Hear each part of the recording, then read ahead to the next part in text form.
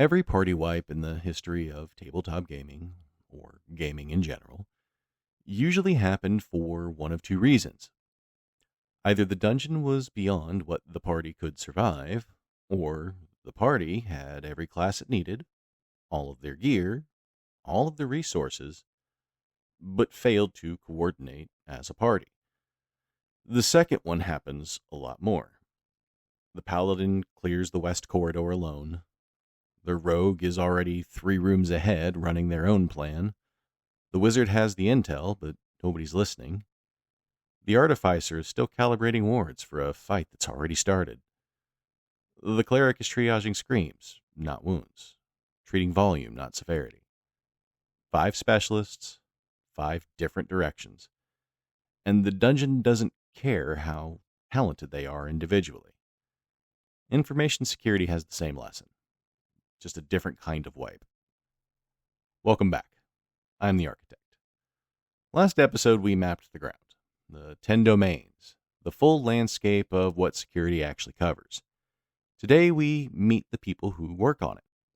The adventuring party, the security team, the classes that exist, and why it genuinely takes all of them to defend something as wide as what we just mapped. The first thing to dismantle is the solo myth. The idea that one brilliant person in a hoodie is both the threat and the solution. That somewhere one genius is keeping the whole kingdom safe. It doesn't work that way. Security is not a person, it's a function. A function that requires different skills, different perspectives, different instincts working together. The same way no single class in a party can heal, scout, fight, and cast exceptionally all at the same time. A fighter who tries to pick locks usually gets the party killed.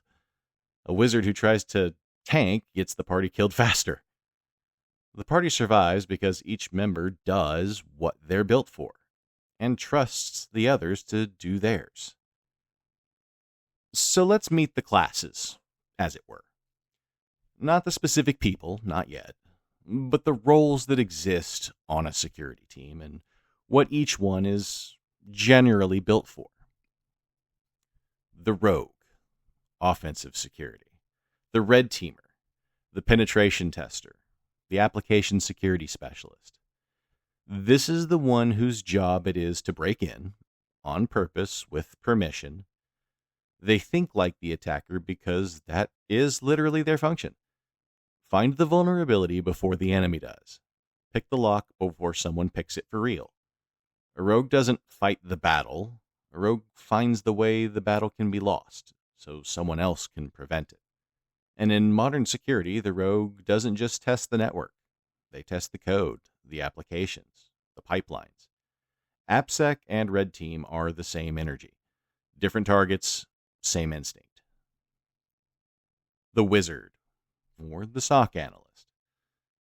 The one watching the network, the one reading the signals, sorting through enormous volumes of data, looking for one anomaly that matters. The Wizard doesn't kick down doors. The Wizard sees things that nobody else in the party would notice. And what they see determines whether the party walks into an ambush or avoids it entirely. The Paladin, governance, risk, and compliance. Bound by code. Not the code you write, the code you follow. The Paladin knows the law of the land, the frameworks, the regulations, the standards that the kingdom must meet to remain in good standing. They are not popular in a crisis, because they are the ones saying, the law requires, while everything else is on fire. But without the Paladin, the kingdom has no standards, no consistency, no way to prove to the crown that the walls are maintained. And when the auditor arrives, the Paladin is the reason you survive the inspection. The Artificer, or the security engineer, the builder, the one who designs the defenses, configures the walls, deploys the detection tools, and builds the architecture that everyone else operates off of. The Artificer doesn't fight the monsters directly. They build the traps, the wards, the alarm systems, the things that fight the monsters automatically. or slow them down long enough for someone else to respond. Every tool the party uses was built or maintained by the Artificer.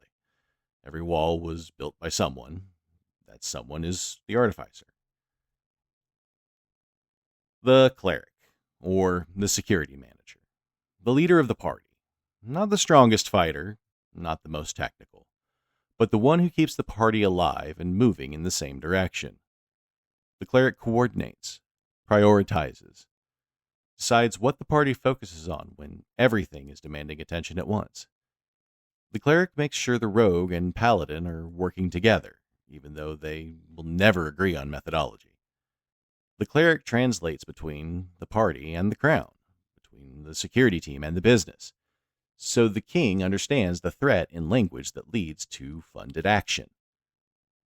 Without the Cleric, the party is 5 talented individuals pulling in 5 directions. With the Cleric, the party is a unit. Look at the domain map we built last episode. 10 domains. Secure design, GRC, data protection, IAM, event auditing, system security, network security, AppSec, AI security, secrets management. No single class covers all of that. The Rogue owns AppSec. Secrets management bleeds into their work, but the Rogue is not watching the network at 3 in the morning. The Wizard owns event auditing.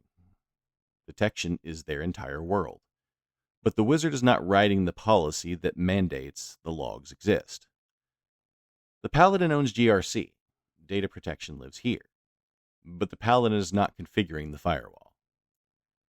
The Artificer owns the building, network security, system security, IAM in practice, but the Artificer is not leading the team through an active event.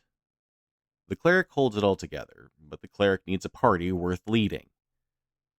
The dungeon has too many rooms, and you need everyone for all of them. The core lesson.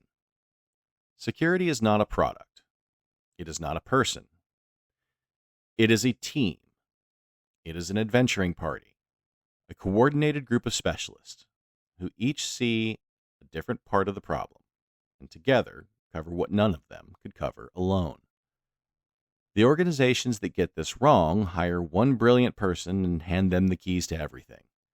That person burns out, or misses the thing that didn't happen to be in their specialty, or leaves and takes institutional knowledge with them. The organizations that get it right build a party with defined roles, clear responsibilities, and the understanding that every class at the table matters, even the Paladin, especially when nobody wants to hear what the Paladin has to say. Your quest objective. If you work in security or near it, look at your team. Can you identify the Rogue, the Wizard, the Artificer, the Paladin? How about the Cleric?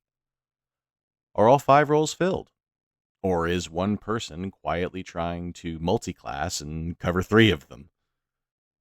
If you don't work in security, look at the team you've been a part of.